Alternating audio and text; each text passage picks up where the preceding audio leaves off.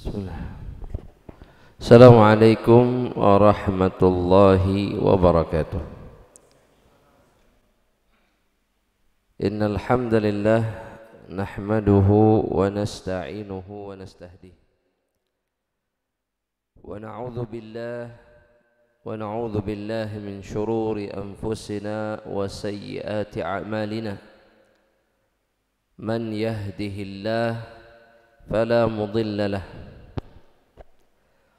ومن يضلله فلا هادي له فأشهد أن لا إله إلا الله وحده لا شريك له وأشهد أن محمدا عبده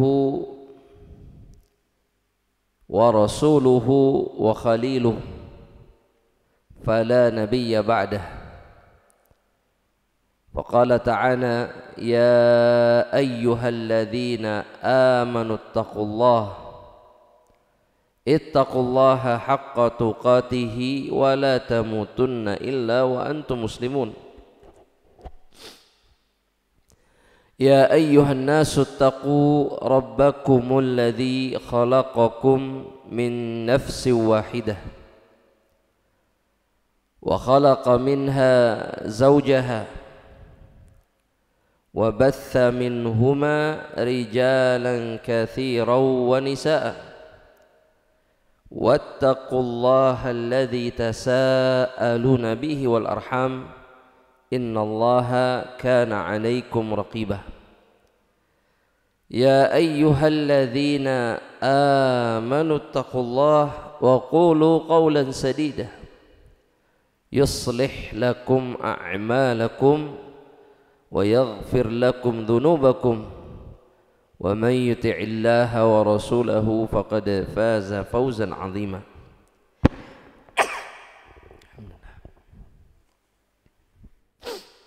فأما بعد عباد الله رحمني ورحمكم الله.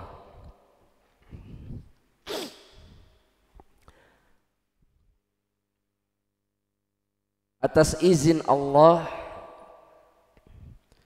kita kembali di rumah Allah yang mulia ini di dalam satu majlis untuk membahas perkara yang paling penting di dalam kehidupan seorang hamba Allah, yaitu tauhidullahi azza wa jalla, yaitu mentauhidkan Allah subhanahu wa ta'ala azza wa jal melalui kitab tauhid yang disusun atau yang ditulis oleh al-imam al-mujaddid Muhammad at-Tamimi rahimahullahu ta'ala, di mana di bab yang pertama beliau rahimahullahu ta'ala menjelaskan kepada kita semuanya tentang apa itu tauhid dan bagaimana kedudukannya di dalam agama Allah subhanahu wa ta'ala yang mulia ini. Pada perjumpaan sebelumnya kita sampai kepada dalil yang disebutkan oleh beliau rahimahullahu ta'ala dalam suratun Nisa ayat yang ke-36, ayat yang disebut atau dinamai oleh para ulama dengan ayatul huquq, dengan ayat yang menggabungkan hak yang wajib ditunaikan oleh seorang hamba Allah subhanahu wa ta'ala, yakni hak-hak kepada siapa saja yang harus ditunaikan oleh seorang hamba Allah. Maka Allah subhanahu wa ta'ala, kata muallif atau musannif rahimahullah ta'ala, berfirman mengawali ayat hukuk ini atau hak-hak ini tentang siapa saja yang punya hak yang paling besar dan siapa saja yang kita kemudian wajib berbuat ihsan, berbuat baik kepada mereka. Maka Allah mengatakan wa'budullaha wa la tusyriku bihi syai'an, kata Allah. Beribadahlah kepada Allah semata dan jangan duakan Allahu dengan satu apapun.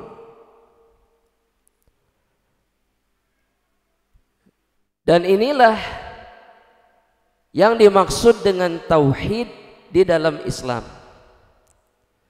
Ketika seseorang beribadah hanya kepada Allah dan kemudian menafikan seluruh sekutu selain Allah Subhanahu wa taala di dalam ibadah.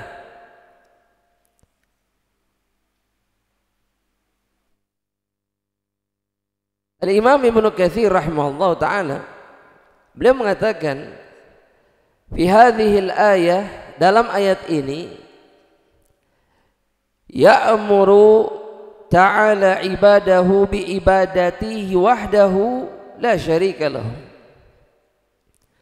Dalam ayat ini Allah memerintahkan hamba-hambanya. Dalam ayat apa? Ayat apa tadi? Surat apa? Ayat itu berapa?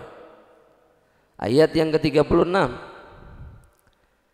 Untuk beribadah hanya kepada Allah karena tidak ada sekutu bagi Allah Jalla Jalaluh.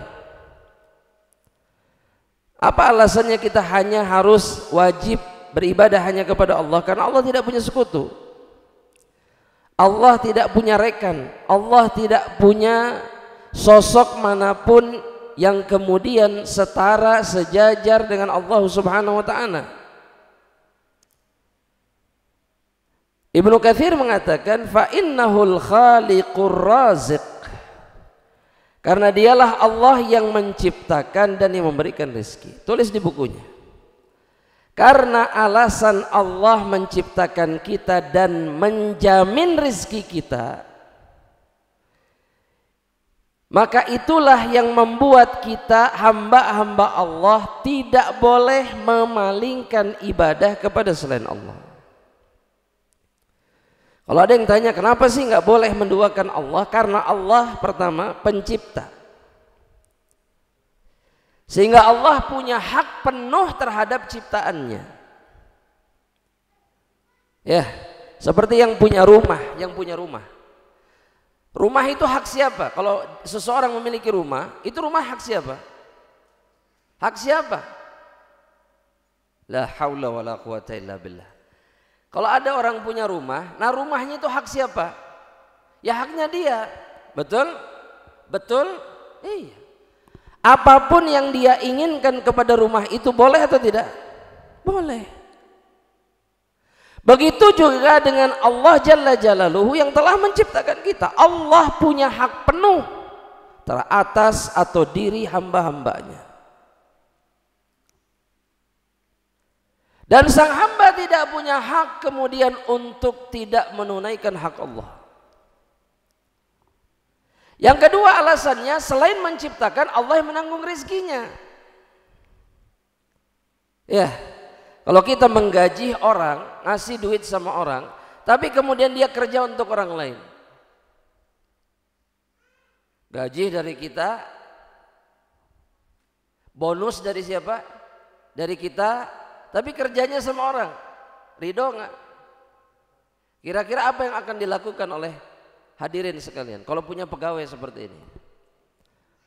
Pecat, cuman dipecat aja, dimarahin, terus dinaunkan deh, menuntut ke pengadilan, masya Allah, laporkan ke polisi, menuntut uangnya kembali, padahal cuman urusan duit. Ya.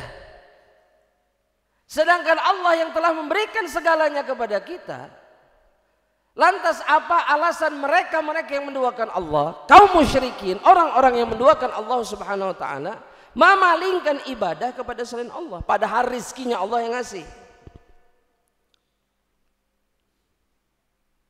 Ini yang selalu diulang-ulang sama Allah dalam Al-Quran untuk mengabarkan kenapa kita tidak pantas menduakan Allah.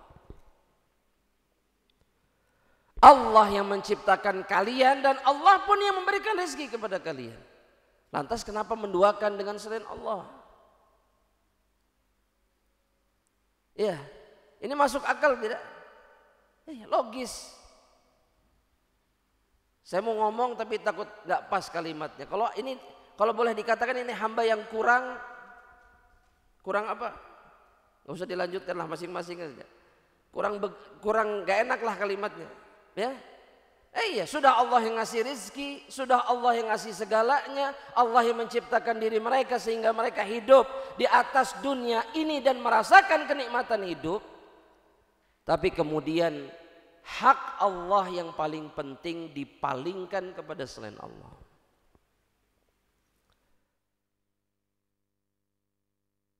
Kata Imam Ibnu Katsir, al-mun'im al-mutafaddilu ala khalqihi fi jami'il halat. Allah yang memberikan kenikmatan, Allah pun yang memberikan keutamaan atas seluruh makhluknya dalam semua keadaan. Oleh karena itu kata beliau, wa huwal mustahiq. Maka dialah Allah yang berhak minhum untuk mendapatkan dari mereka an yuwahidu wa la yusyriku bihi syai'an min makhluqatihi. Allah yang punya hak untuk diesakan dan tidak diduakan. Ya, ini sama seperti orang-orang yang membesarkan anak sampai besar sampai nikah, sudah nikah nurutnya sama mertua bukan sama orang tuanya. Ridho nggak orang tuanya? Anak laki-laki sudah dibesarkan gagah, hebat, pintar, nikah. Setelah nikah lebih nurut sama mertuanya daripada sama orang tuanya. Pantas tidak? Pantas tidak? Gak pantas. Jelas sampai di sini? Jelas? Baik. Kemudian al-muallif rahimahullahu ta'ala menyebutkan 3 ayat dalam surat Al-An'am. Ayat yang ke-151, kemudian ayat yang ke-152, dan ayat yang ke-153.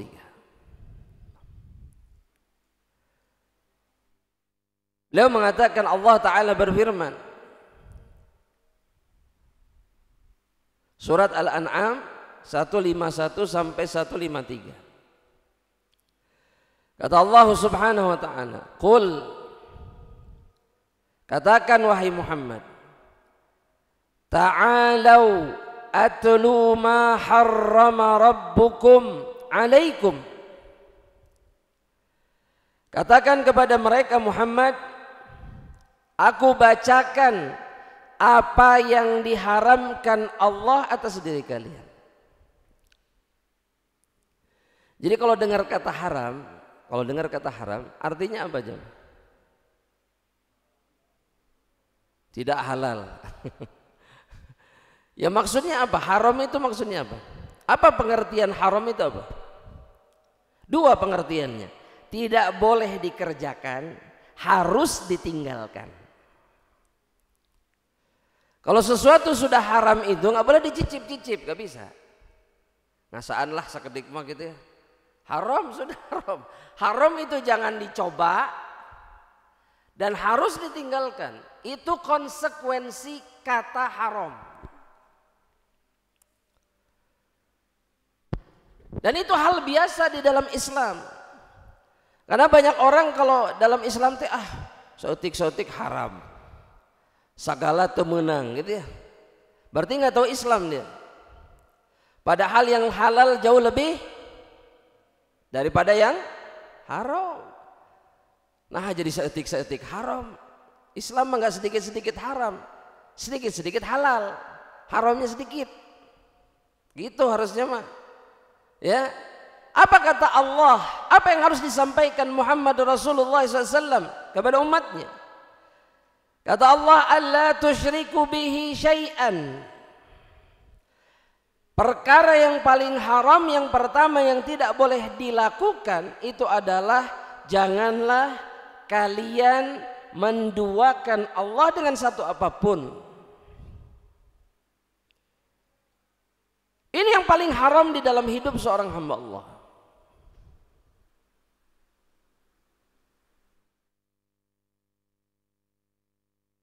Wabil walidaini ihsana, dan kalian harus berbuat baik kepada kedua orang tua kalian. Sebaliknya kalau durhaka, ini perkara yang haram.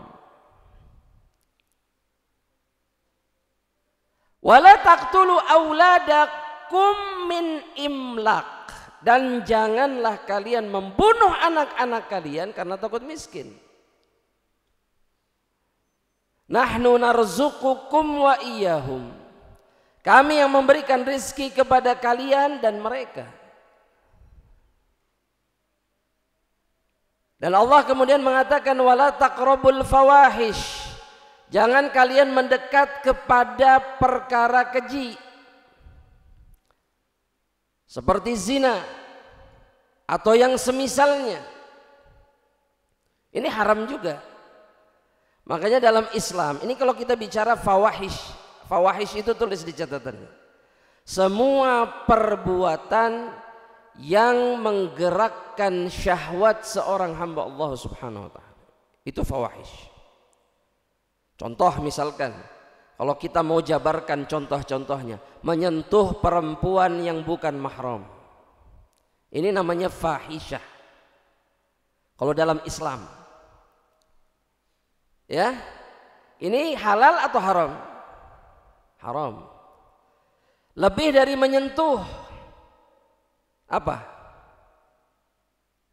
Memeluk, lebih haram lagi. Sampai perbuatan-perbuatan keji yang lainnya, nggak boleh. Ma dhahara minha wa ma batan, yang nampak atau yang tersembunyi. Kadang-kadang perbuatan keji itu nggak kelihatan. Ya, seperti memikirkan sesuatu yang haram, betul?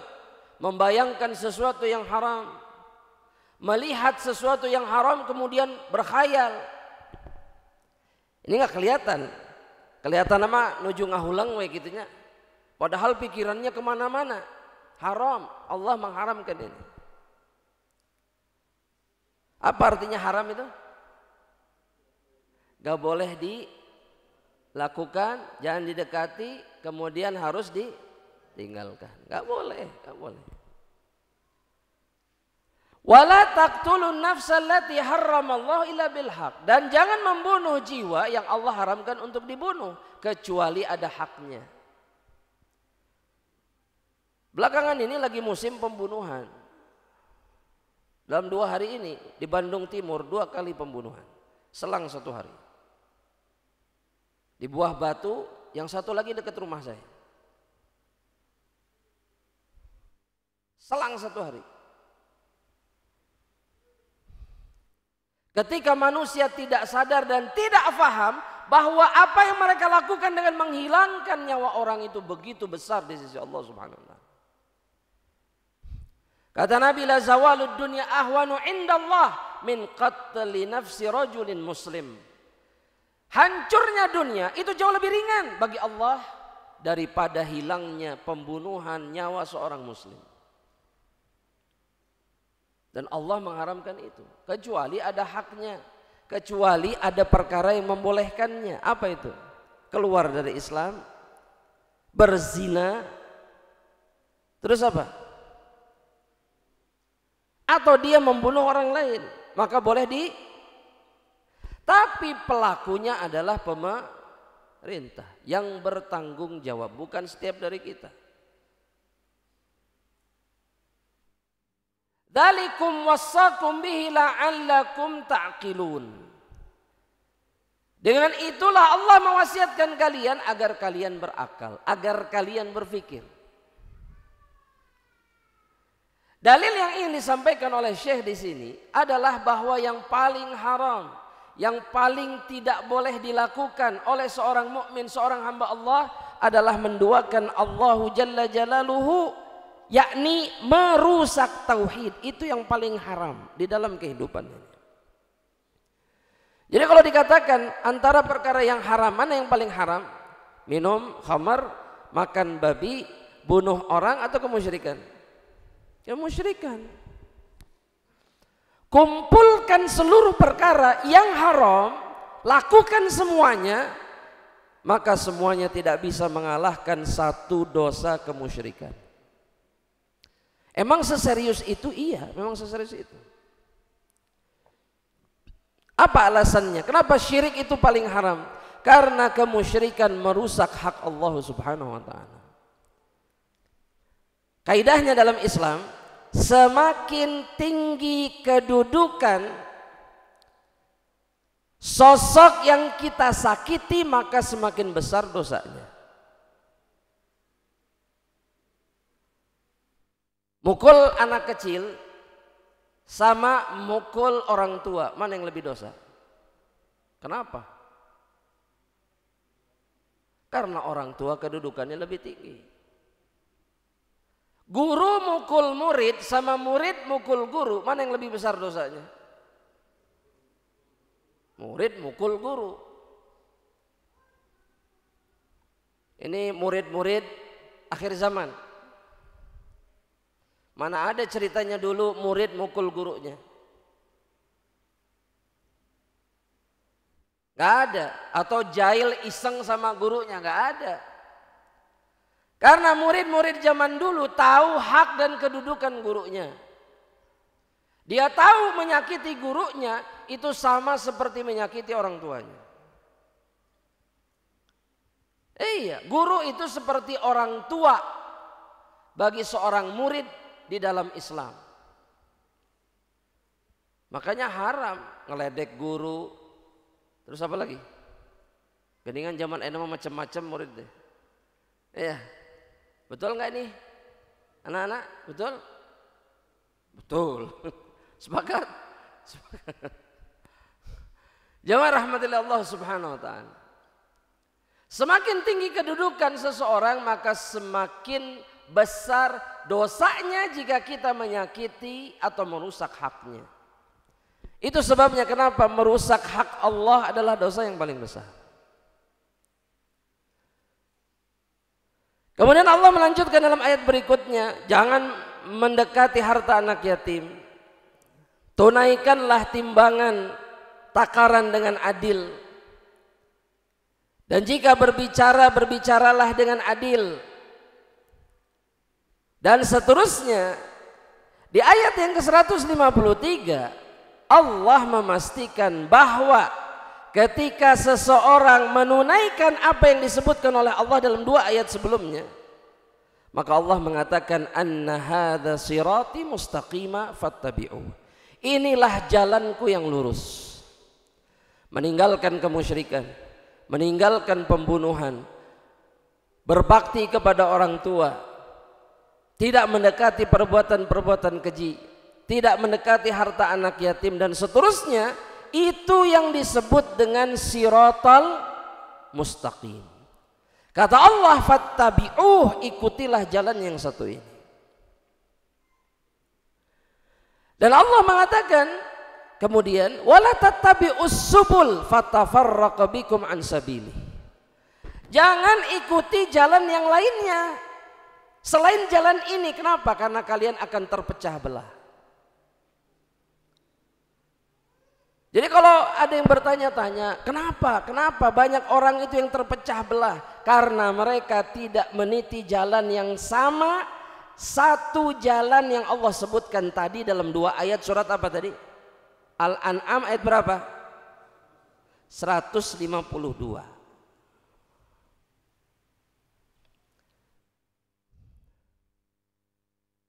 Ketika sebagian mentauhidkan Allah, sebagian yang lain menduakan Allah Subhanahu wa taala. Oh, ini kacau, sudah nggak akan ketemu.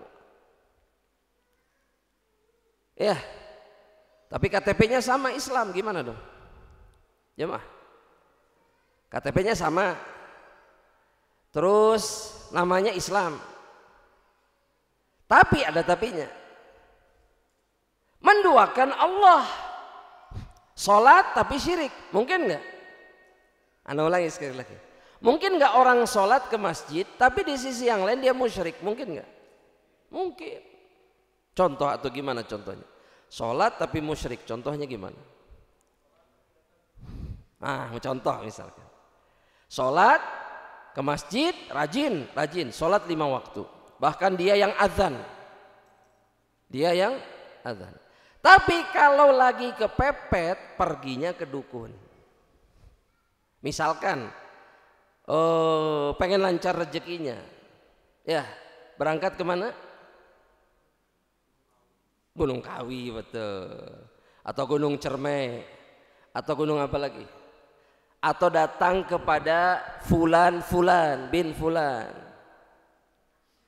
Saya mau tanya, ke dukun itu syirik atau bukan? Kemusyrikan atau bukan? Kenapa kemusyrikan? Ahsan. Karena dia yakin bahwa ada sosok selain Allah yang bisa mewujudkan harapan dan keinginannya. Persis itulah titik kemusyrikannya. Tapi banyak orang yang menganggap ini bukan kemusyrikan. Ya, nah kita nggak bisa menutupi perasaan kita. Pergi ke dukun, teh sirik. Mau dukunnya pakai kopiah atau tidak? Mau pakai ikat atau tidak? Bebas. Mau gondrong atau cepak rambutnya? Mau pakai kalung atau tidak? Pakai gelang atau tidak? Dukun. Semuanya apa? Dukun sama. Ketika dia memastikan bahwa dia bisa mewujudkan hajat seseorang. Tenang. Arah lancar mah gampang. Ya. Candak tah daun hanjuang. Ikat. Terus beas dicuci, airnya tong dipice. Terus rendam tuh daun hanjuang, terus kecret-kecretin tadi di rumah. Iya, itu yang diajarkan salah satunya begitu. Waduh, pengalaman kenapa? Karena di depan rumah saya persis melakukan itu. Iya, kecret naon. Kata ibu saya tuh, oh itu mah daun hanjuang cenah. Kenapa? Emang buat apa? Itu teh simbol kemakmuran kalau orang-orang inilah yang suka ke dukun mah gitu ya. Karena ini umum dilakukan banyak orang. Syirik, kemusyrikan. Tapi rajin ke masjid. Kumaha tuh itu? Mau gimana? Ibadahnya diterima atau tidak? Kholas. Ini bahayanya. Nanti kita akan bahas ini insyaallah. Ketika seseorang seperti ini, dia tidak mungkin bersatu di atas kebenaran dengan umat Islam yang lain. Pasti nggak bakalan cocok sama orang-orang yang mentauhidkan Allah. Ya, cocok nggak? Nggak. Sampai hari kiamat, sampai mereka bertobat kepada Allah Subhanahu Wa Taala. Al-Muallif rahimahullah ta'ala kemudian ahibati fillah itu mengutip perkataan seorang sahabat yang mulia Abdullah ibnu Mas'ud radhiyallahu ta'ala anhu. Kata Abdullah ibnu Mas'ud, Al-Musannif rahimahullah ta'ala mengatakan qala ibnu Mas'ud radhiyallahu ta'ala anhu man arada an yandura ila wasiyyati Muhammadin sallallahu alaihi wasallam allati alaiha khatimuhu falyaqra qauluhu ta'ala qul ta'alau atlu ma harrama rabbukum alaikum ila qaulihi wa anna hadha sirati mustaqiman fattabi'u. Kalau kalian ingin tahu, kata Ibnu Mas'ud, wasiat Nabi Muhammad yang diwasiatkan kepada umatnya, yang menjadi wasiat terakhir beliau untuk umatnya ini, umat Islam, maka hendaknya dia membaca firman Allah dari surat Al-An'am ayat keberapa tadi? 151 sampai ayat yang ke-153. Ini wasiat terakhir Nabi untuk umat ini. Yang paling penting apa? Tidak menduakan Allah dengan satu apapun. Ini wasiat terakhir Nabi itu ini. yang Allah perintahkan untuk disampaikan kepada hamba-hamba Allah dari umatnya.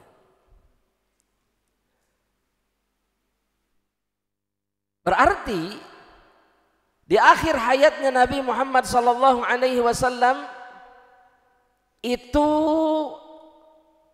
mengharapkan kita seperti apa?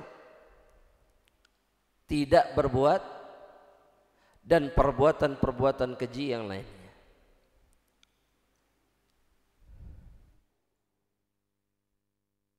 Dan ini berarti perkara yang paling penting di dalam kehidupan seorang hamba Allah Subhanahu wa ta'ala.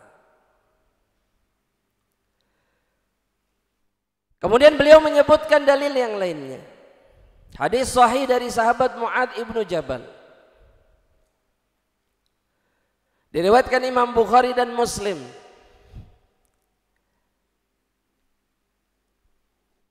Kata Mu'adz ibnu Jabal, kuntu radifan Nabi sallallahu alaihi wasallam. Dulu aku pernah dibonceng sama Nabi sallallahu alaihi wasallam. Ala himar, di atas keledai. Di atas apa? Jadi Nabi boncengannya naik apa? Keledai. Kadang unta, kadang kuda, kadang keledai. Nabi punya semuanya, unta, kuda, keledai. Nah, keledainya Nabi namanya siapa? Aduh Ustaz. Cik, keledainya Nabi siapa namanya? Karena sunnahnya dalam Islam, kendaraan yang kita pakai itu punya nama.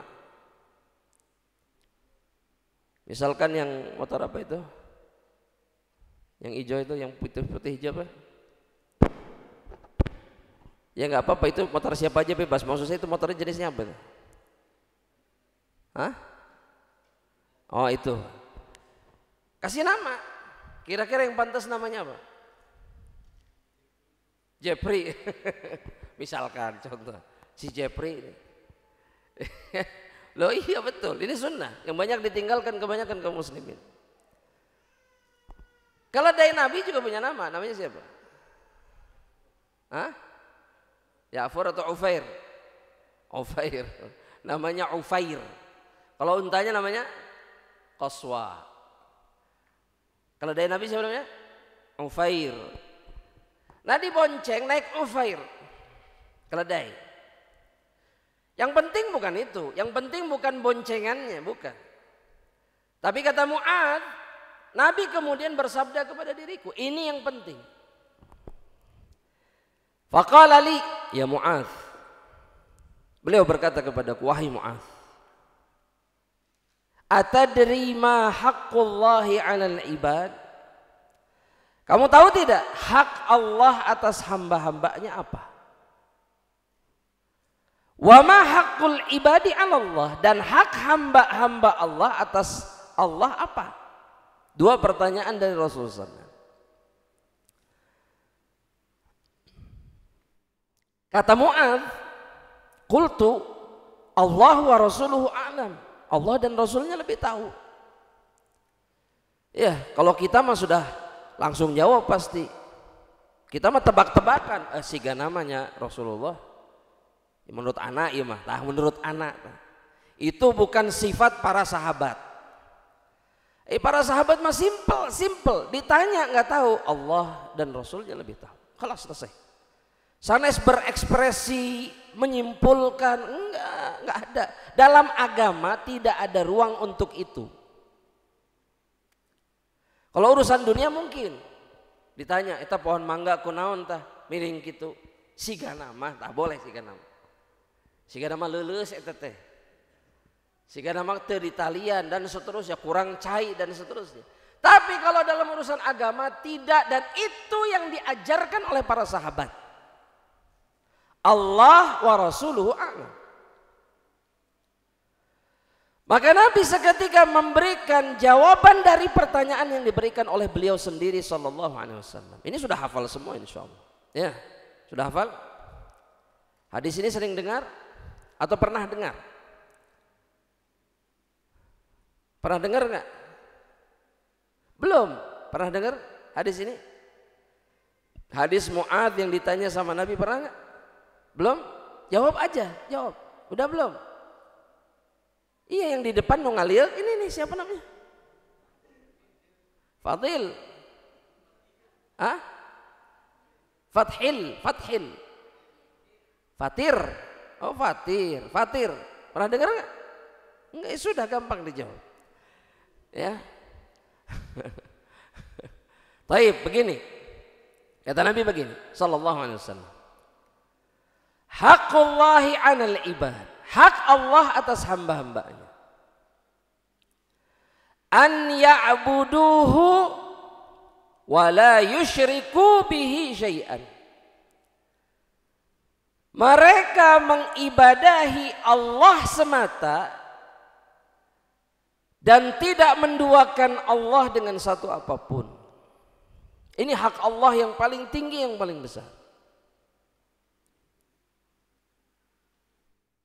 Salat hanya untuk Allah, sedekah hanya untuk Allah, puasa hanya untuk Allah, berbuat baik hanya karena Allah dan untuk Allah Subhanahu wa taala. Dan enggak menduakan Allah dalam ibadah. Itu hak Allah atas hamba-hamba. Kata Nabi kemudian, wa haqqul ibadi 'ala Allah alla yu'adziba man la yusyrika bihi syai'an. Dan hak hamba atas Allah artinya yang wajib ditunaikan, diberikan sama Allah atas hamba-hambanya adalah Allah tidak menyiksa mereka yang tidak menduakan Allah.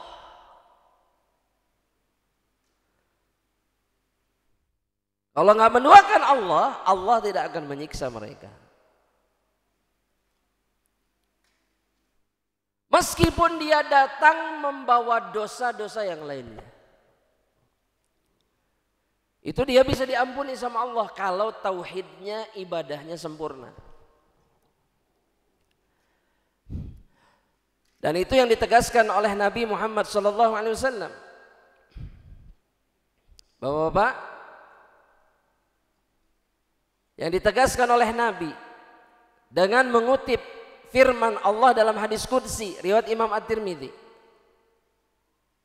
bahwa Allah mengatakan, lau ataitani bi qurabil ardi khataya, kalau engkau wahai hambaku datang menghadap diriku dengan seluas bumi dosa, kesalahan, dosa, kemaksiatan, thumma laqitani la tusyriku bihi syai'an, kemudian kau berjumpa dengan diriku dalam keadaan tidak menduakan diriku,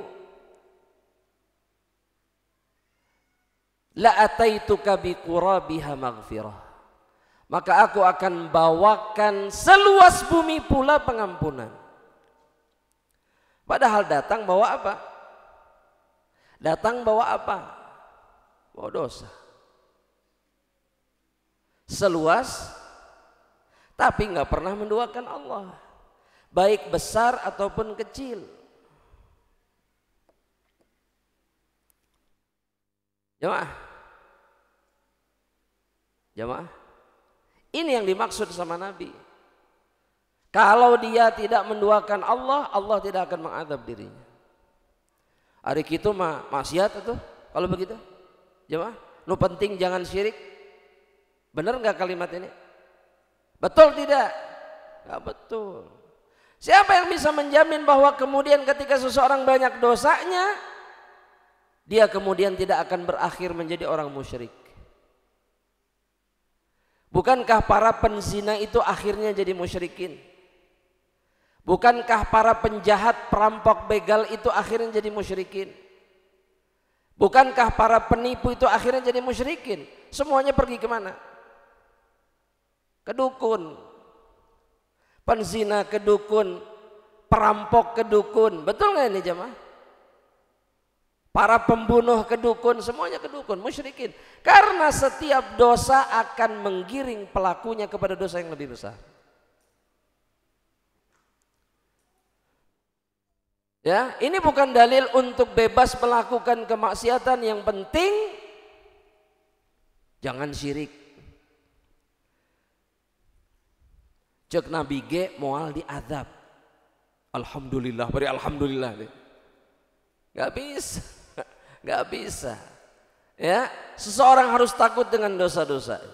Nah, Mu'adz ketika mendengar ini, jamaah rahmatillah Allah. Kalau kita mendengar ini dari Nabi, kira-kira reaksi kita seperti apa? Jamaah, nggak ada reaksinya kayaknya. Ketika kita tahu bahwa hak Allah atas hambanya diibadahi tidak diduakan.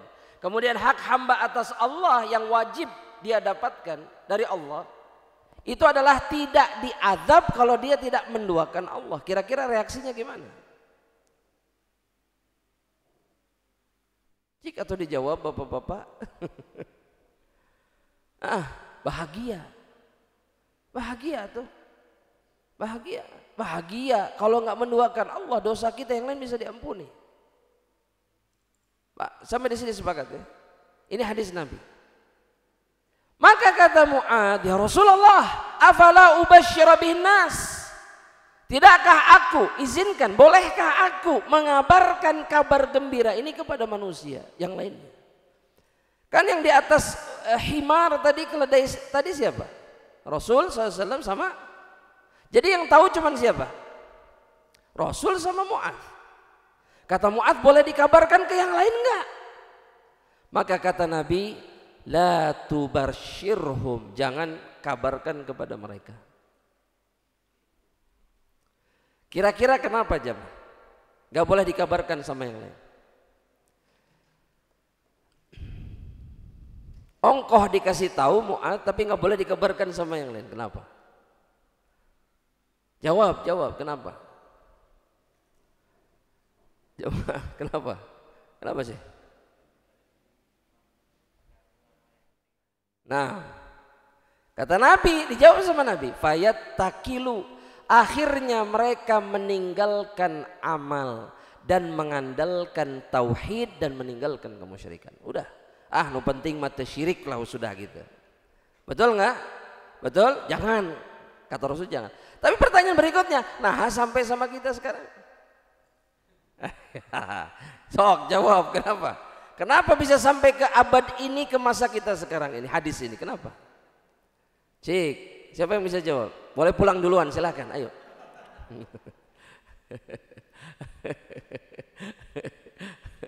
Ayo, siapa yang bisa jawab? Di akhir riwayat ini Al-Imam Al-Bukhari mengatakan rawahu Mu'adz ta'assuman. Hadis ini diriwayatkan Mu'adz inda wafatihi, ketika dia mau wafat, ketika beliau radhiyallahu ta'ala anhu akan meninggal, karena takut dosa, merasa berdosa karena menutupi, menyembunyikan ilmu. Takut. Padahal Nabi sudah bilang tapi takut dengan ancaman hadis Nabi yang lainnya. Bahwa mereka yang menutup ilmu, menyembunyikan ilmu dengan sengaja, aljamahullahu bilijamin minan nar. Nanti di akhirat mulutnya akan diikat dengan tali ikat yang terbuat dari api. Itu yang dikhawatirkan sama Mu'adz. Makanya disampaikan. Tapi ingat, Nabi tidak berharap dan mengharapkan kita kemudian hanya mengandalkan tauhid. Yang penting gak syirik, tapi maksiat yang lain dikerjakan. Bukan ini yang diinginkan sama Nabi, bukan. Tapi Nabi ingin menjelaskan betapa agungnya, betapa besarnya, betapa selamatnya mereka yang tidak menduakan Allah. Tapi justru ini yang paling sulit. Ini yang paling susah. Tidak berbuat syirik hari ini, itu yang paling susah. Betul? Betul? Betul? Betul.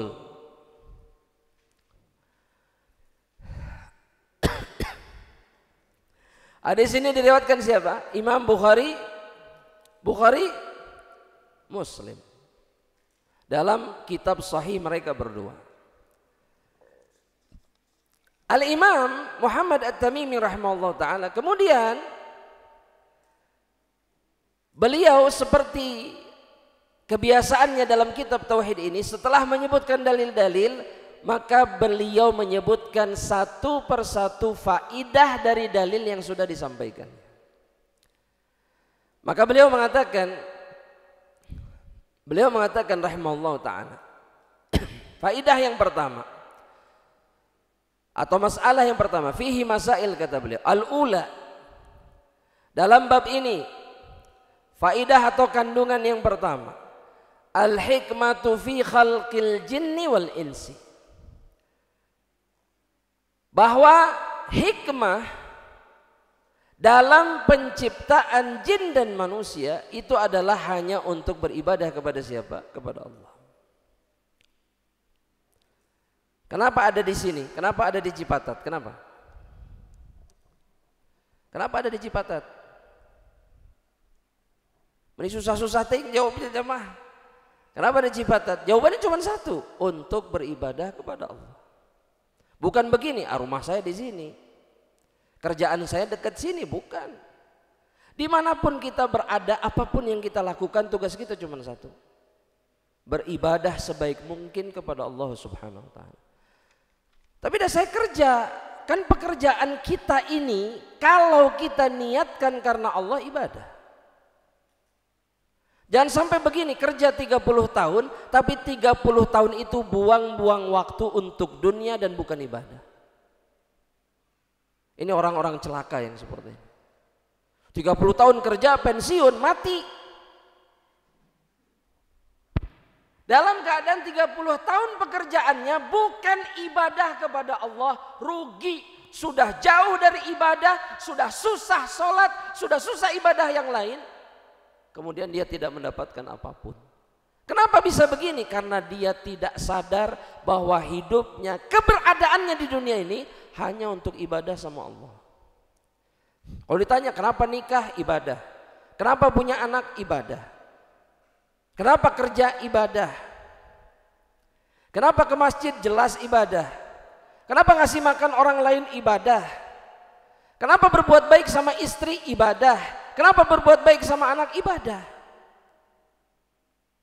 Gak ada perkara lain, gak ada. Karena kita hidup di dunia ini untuk satu perkara. Wa ma khalaqtul jinna wal insa illa liya'budun. Kalau sudah, jangan rugi jamaah, rugi dunia akhirat. Jadikan dunia kita ini sebagai ibadah kepada Allah. Berharap rahmat Allah, berharap pahala dari Allah. Keluar rumah, langkah demi langkah jadi pahala. Putaran demi putaran roda motor atau roda mobil jadi pahala. Kalau orang sadar kenapa dia diciptakan dan berada di dunia ini, buat apa? Buat ibadah. Yang kedua kata beliau rahimahullah ta'ala, annal ibadata huwa auhiyat tauhid li'annal khusumata fihi. Dan yang dimaksud dengan ibadah di dalam Islam itu adalah mentauhidkan Allah dalam seluruh perkara. Kenapa sholat? Karena Allah. Kenapa birrul walidain? Karena Allah sudah. Mentauhidkan ibadah hanya untuk Allah Subhanahu wa ta'ala. Dan permusuhan di atas permukaan bumi ini antara ahlul haq dengan ahlul batil itu penyebabnya adalah tauhid. Kenapa Rasul memerangi orang Quraisy? Kenapa? Kenapa? Tauhid. Karena orang Quraisy menduakan Allah, gara-gara itu Allah perintahkan Rasul untuk mendakwahi mereka dan memerangi mereka. Sehingga seorang ayah menjadi musuh bagi anaknya, seorang anak menjadi musuh bagi ayahnya, seorang kakak menjadi musuh bagi adiknya, tapi karena perkara yang paling penting, tauhid. Bukan masalah dunia. Kita sekarang kan ribut karena dunia. Betul nggak? Betul nggak? Kenapa marah sama orang tua? Dunia. Kenapa marah sama anak? Dunia. Kenapa marah sama saudara kandung? Dunia. Bukan karena masalah yang sangat penting. Kata Syekh, wal khusumatu fih. Terjadinya permusuhan antara ahlul Islam dengan ahlul kufri gara-gara masalah ini. Yang ketiga kata beliau, faidah yang ketiga atau masalah yang ketiga, anna man lam ya'ti bihi lam ya'budillah. Faedah yang ketiga, bahwa orang-orang yang tidak melaksanakan tauhid, tidak menyempurnakan tauhid, tidak dianggap mengibadahi Allah. Jadi begini contohnya, kalau kita sholat, tapi di sisi lain kita syirik, menduakan Allah, maka kita tidak dianggap orang yang sholat. Apa alasannya? Karena ibadahnya bukan karena Allah. Fafihi makna qawlihi. Ini senada, ini terkandung dalam firman Allah dalam surat Al-Kafirun. Ayat yang ketiga. Wala antum abiduna ma a'bud. Wahai orang-orang Quraisy, kalian enggak mengibadahi Rabb ilah yang aku ibadahi, kata Rasulullah SAW. Jazakallah khairan. Barakallahu fiik. Mohon Pak. Kalian enggak mengibadahi apa yang aku sembah, apa yang aku ibadahi. Padahal orang Quraisy mengakui Allah sebagai Rabbnya tidak? Akui. Pemberi rizki kata orang Quraisy Allah. Yang mengangkat mara bahaya Allah dan seterusnya. Tapi Nabi bilang, katakan kepada mereka, disuruh sama Allah, kalian gak mengibadahi apa yang aku ibadahi. Kenapa? Karena mereka menduakan Allah. Jadi mereka dihukumi sebagai orang yang tidak menyembah Allah. Gara-gara apa? Tidak mentauhidkan Allah Subhanahu wa ta'ala. Jadi kalau ada orang-orang misalkan seperti tadi yang dibilang, sholat tapi ke dukun. Dianggap muslim atau bukan? Enggak. Meskipun dia karena orang Quraisy sedekah, orang Quraisy doa, orang Quraisy tapi mereka menduakan Allah. Makanya disebut orang itu kata Allah. Kita bicara bukti dan apa yang terjadi. Supaya kita sadar bahwa ibadah tanpa tauhid, nggak ada tauhidnya, bukan ibadah. Allah tidak menganggapnya sebagai ibadah. Dalilnya apa tadi? Al-Kafirun ayat keberapa? 3. Taib. Yang keempat, kata beliau, al-hikmatu min irsal au fi irsalir rusul. Dalam bab ini disebutkan juga hikmah diutusnya para rasul. Apa hikmahnya? Kenapa Allah mengutus Nabi Muhammad kepada umat Islam di akhir zaman? Apa alasannya? Apa hikmahnya? Ini sudah disebutkan dalam pembahasan sebelumnya. Dalilnya sudah disebutkan. Apa dalilnya? Jamaah, apa dalilnya? Walaqad ba'atsna fi kulli ummatin rasulan an i'budullah wajtanibut taghut. Kami sudah utus setiap rasul pada setiap umat hanya untuk mengatakan apa? Beribadahlah kalian kepada Allah dan jauhkan diri kalian dari apa? Taghut. Maksudnya beribadah hanya untuk Allah dan tidak menduakan Allah dengan satu apapun. Itu hikmahnya kenapa Nabi Muhammad diutus.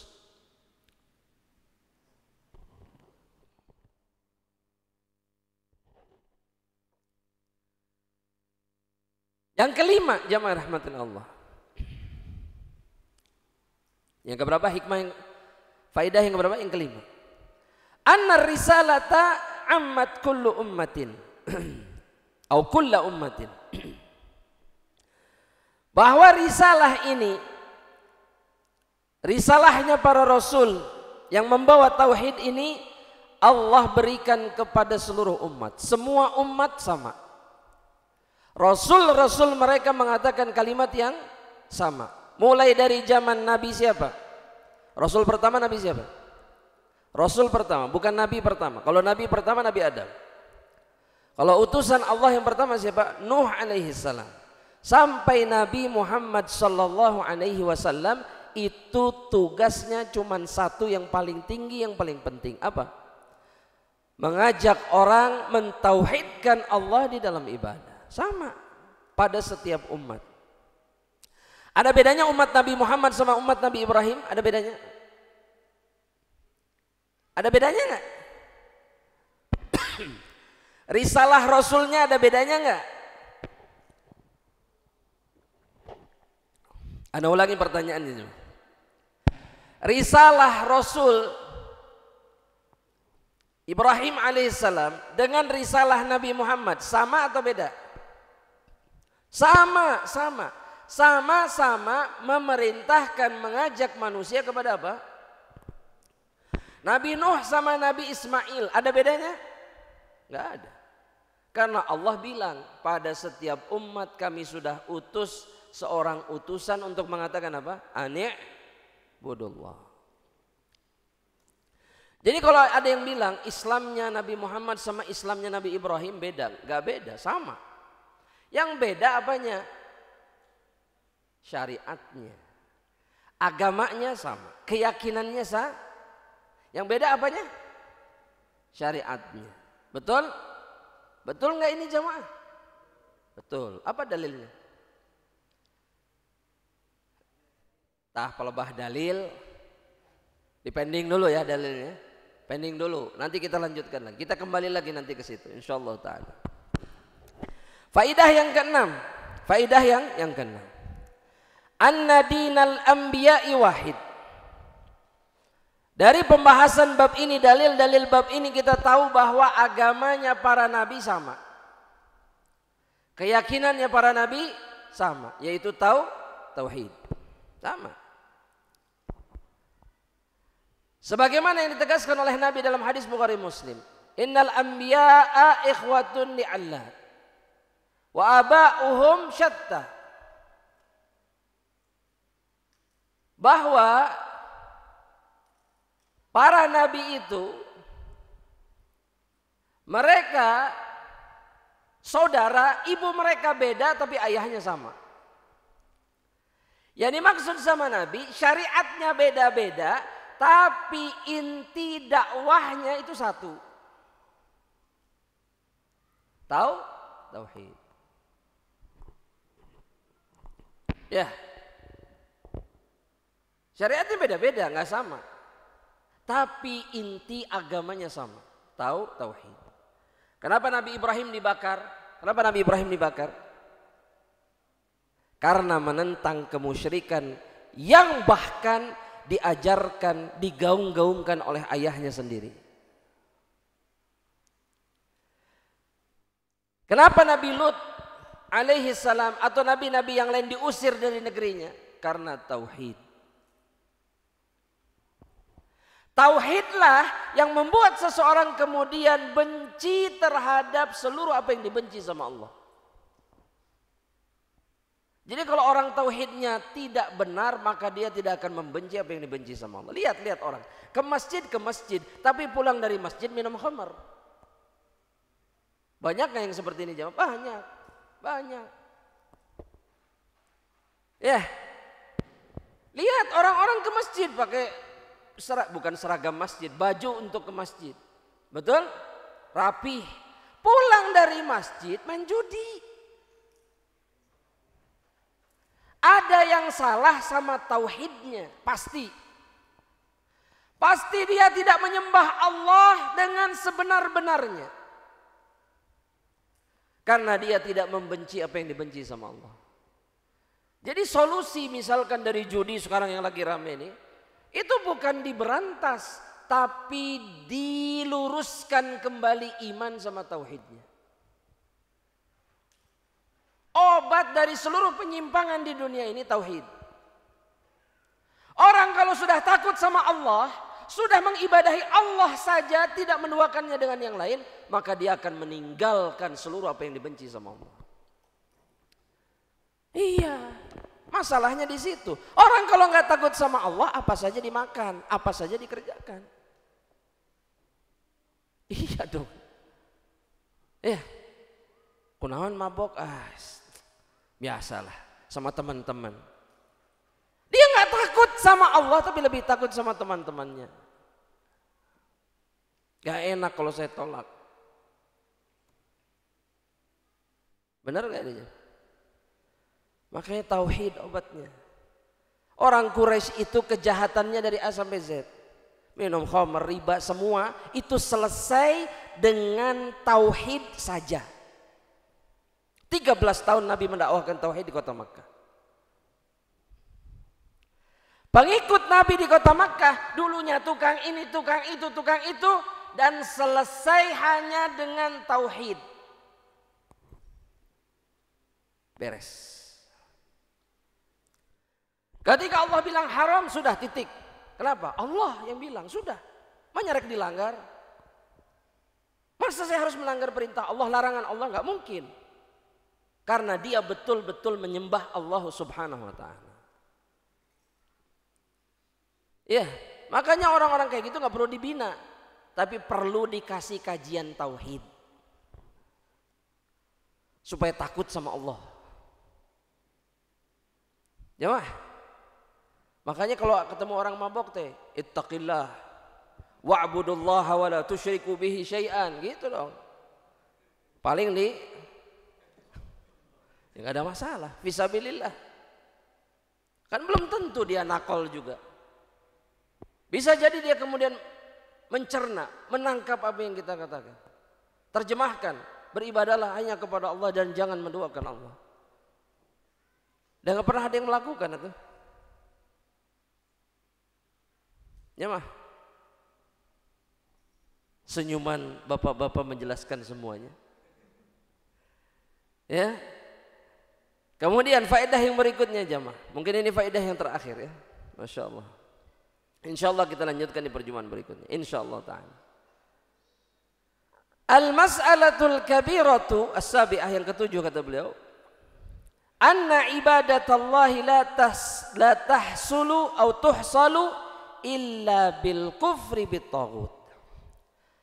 Yang menjadi faedah yang paling besar itu adalah bahwa dari pembahasan ini, bahwa beribadah kepada Allah itu tidak akan pernah terjadi, tidak akan pernah sempurna sampai seseorang mengingkari taghut, mengingkari sesembahan-sesembahan selain Allah. Karena taghut itu artinya yang disembah selain Allah. Ma'ubida min dunillahi wa huwa radin. Yang disembah selain Allah dalam keadaan dia ridha untuk disembah. Itu taghut. Gak akan ada ibadah sebelum atau sampai seseorang meninggalkan semua perkara ini.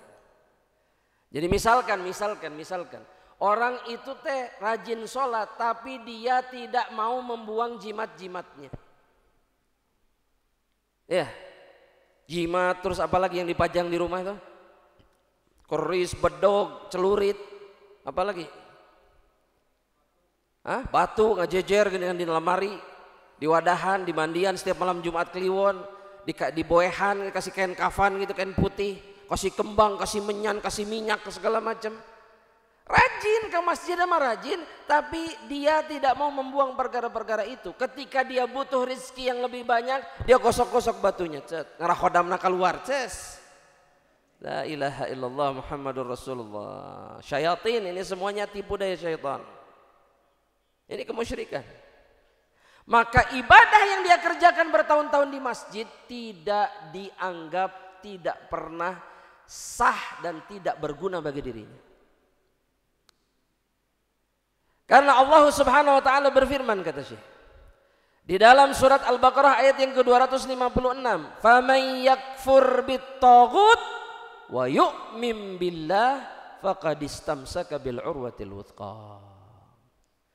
Barang siapa yang mengingkari, mengkufuri taghut dan beriman hanya kepada Allah, maka dia telah berpegang dengan tali ikatan yang sangat kuat, yaitu Islam. Ini syaratnya. Tinggalkan seluruh sesembahan selain Allah, yakini ibadahi hanya Allah, maka seseorang sempurna agama, iman dan keislamannya. Ya, geningan ada raja-raja yang ditempel di pintu, di kaca, di depan rumah, di mana? Buang. Percuma sholat kalau ini masih ada di rumah. Buang. Sampai kapan kayak gini?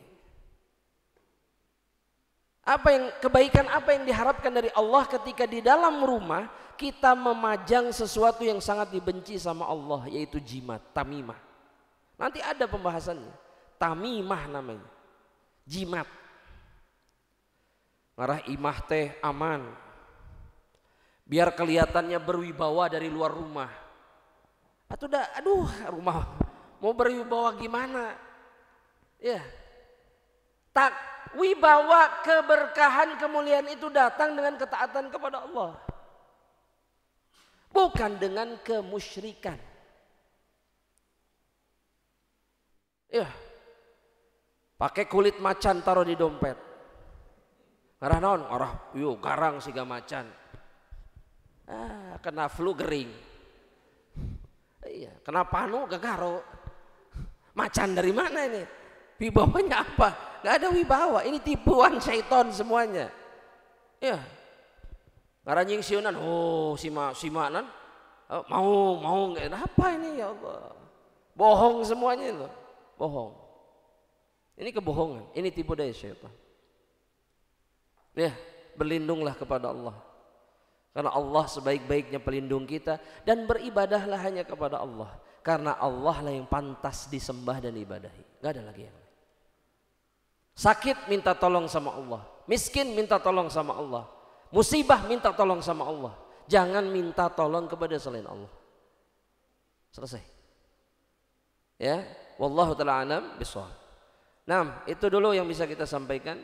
Ya, masih banyak faedah yang lain di bab pertama ini. Insyaallah kita lanjutkan pelan-pelan. Ya, tauhid itu yang penting difahami, diamalkan. Nggak usah cepat-cepat, tenang. Ya, yang penting faham, amalkan. Selamat insyaallah taala. Wallahu taala alam bishawab. Silakan kalau ada pertanyaan saya persilakan. Tafadhol.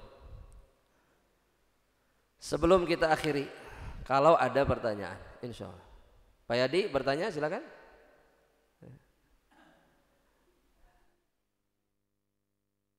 Apa? Apa itu?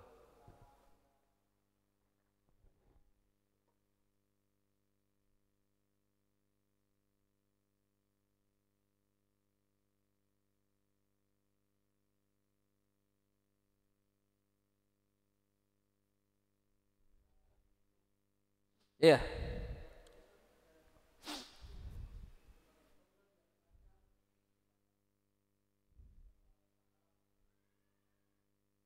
Ya. Kita pilih yang mana? Pilih yang paling maslahat menurut kita. Ya, dua-duanya bisa dilakukan, nggak ada masalah. Mau di-repost supaya tidak muncul lagi videonya bisa. Atau memilih untuk tidak membahasnya sama sekali meskipun videonya ada, itu juga bisa. Karena ini urusan antara beliau dengan yang sudah wafat ini, rahimahullah ta'ala. Iya, urusan mereka berdua ini. Bukan berarti kita tidak membela yang wafat, tidak, demi Allah tidak. Tapi apa yang dilakukannya kalau kita kemudian bahas terus, kita bahas terus, maka ini akan semakin jadi. Biarkan, jangan dibahas. Yang dia inginkan adalah ini dibahas. Kalau kita ingin menghilangkan video ini, ya lakukan yang pertama tadi. Lakukan, gak ada masalah. Salahnya di mana? Coba. Kalau ada video keburukan di YouTube misalkan, boleh nggak kita bersama-sama mengusahakan video ini hilang? Boleh nggak? Ya jelas boleh. Ini namanya amar ma'ruf nahi mungkar. Lakukan, itu boleh kok. Boleh nggak? Boleh, lakukan. Dua-duanya boleh. Ya, dan yang lebih berhak untuk murka sebetulnya keluarganya. Bukan berarti kaum muslimin nggak boleh, boleh. Tapi yang berhak murka itu keluarganya. Sekarang keluarganya mereaksi tidak? Ya nggak ada reaksi. Mereka lebih bersabar. Ya. Dan mereka tahu mana yang lebih penting dibandingkan menanggapi manusia yang seperti ini. Seringkali orang-orang seperti ini menjadi terkenal gara-gara kita sendiri. Bahas terus, percuma. Nggak usah dibiarkan sudah. Matikan, jangan disetel, jangan ditonton. Sudah, meskipun ada tulisannya begini, udah nggak usah ditonton, biarin. Justru yang diinginkan itu ditonton. Maka videonya akan muncul terus. Jelas sampai di sini? Allah barik fik insyaallah. Nah, pertanyaan yang lain yang sesuai dengan tema, diharapkan sesuai dengan tema. Fadhil. Silakan, Pak. Iya, nah. Masya Allah.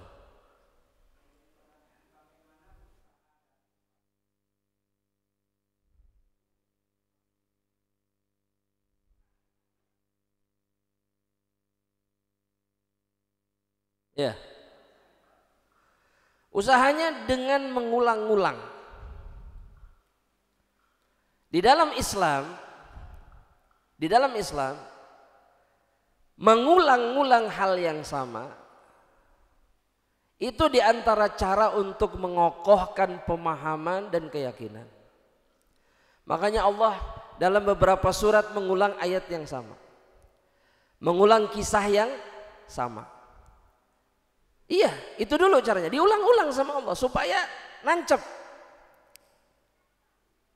Di surat At-Taubah kisah ini, di surat Yunus kisahnya ini, terus begitu. Ada lagi. Orang yang sama, Musa lagi. Betul tidak? Betul tidak? Nabi Muhammad lagi. Terus begitu. Karena kata Syekh Nasruddin Albani rahimahullah ta'ala, beliau mengatakan, inna fil i'adati faidah. Dalam pengulangan itu selalu ada faidah, ada kebaikan.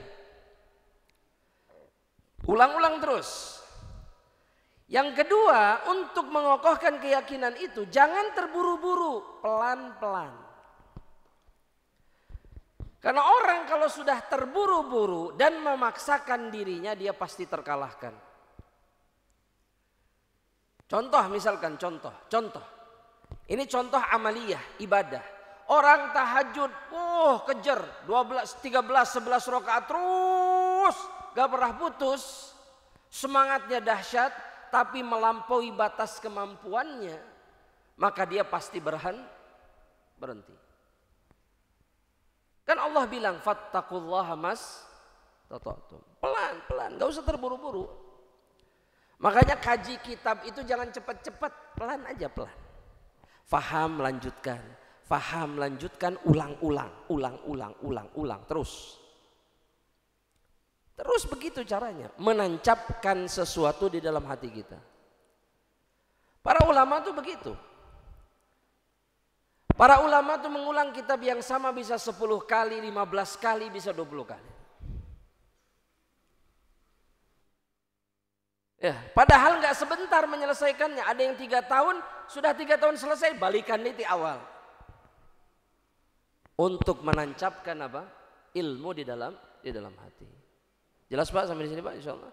Dan yang paling penting satu Pak, setelahnya berdoa sama Allah Subhanahu wa taala. Karena yang bisa membolak-balikan hati kita, meneguhkan hati kita hanya siapa? Allah Subhanahu wa taala. Wallahu taala alam bisawab. Nah, silakan pertanyaan yang lain. Silakan Pak. Waalaikumsalam warahmatullahi wabarakatuh.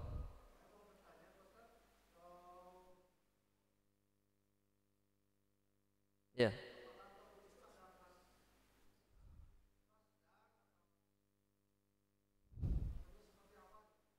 Ya, nanti hadir perjumpaan berikutnya insyaallah taala. Ya, jawabannya di perjumpaan berikutnya. Ya, agar paham, nggak bisa dijelaskan singkat begini, nggak bisa. Nanti akan dijelaskan tauhid itu seperti apa. Apakah ada wujudnya? Ya, apakah hanya pemikiran dan seterusnya kita jelasin. Insyaallah taala supaya jelas, supaya tidak ada masalah di dalam pemahaman, salah memahami, jangan, bahaya, karena banyak yang salah memahami hari sesat. Ya, dikit-dikit togut, kabeh togut, semua orang togut akhirnya, salah, ini ngaco. Kapan Nabi mengajari kita seperti ini? Nggak pernah.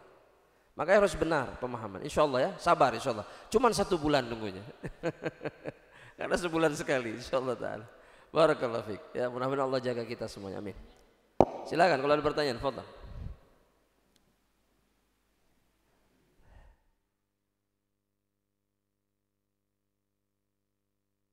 Silakan kalau ada pertanyaan. Kalau ibu-ibu tidak ada, bapak-bapak silakan.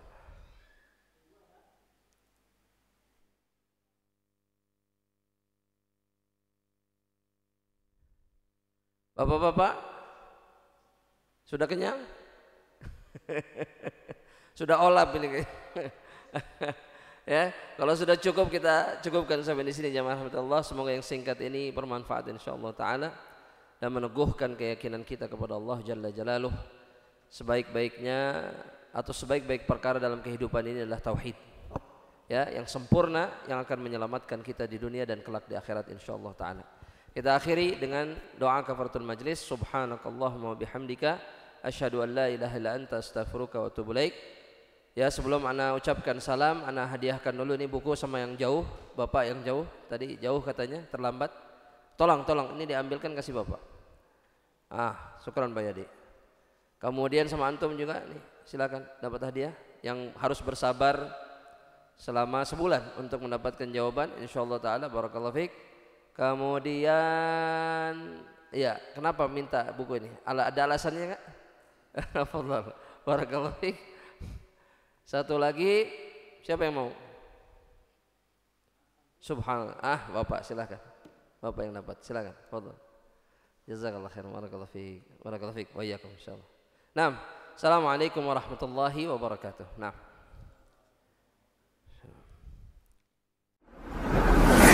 Am Media, bekal ilmu Islam.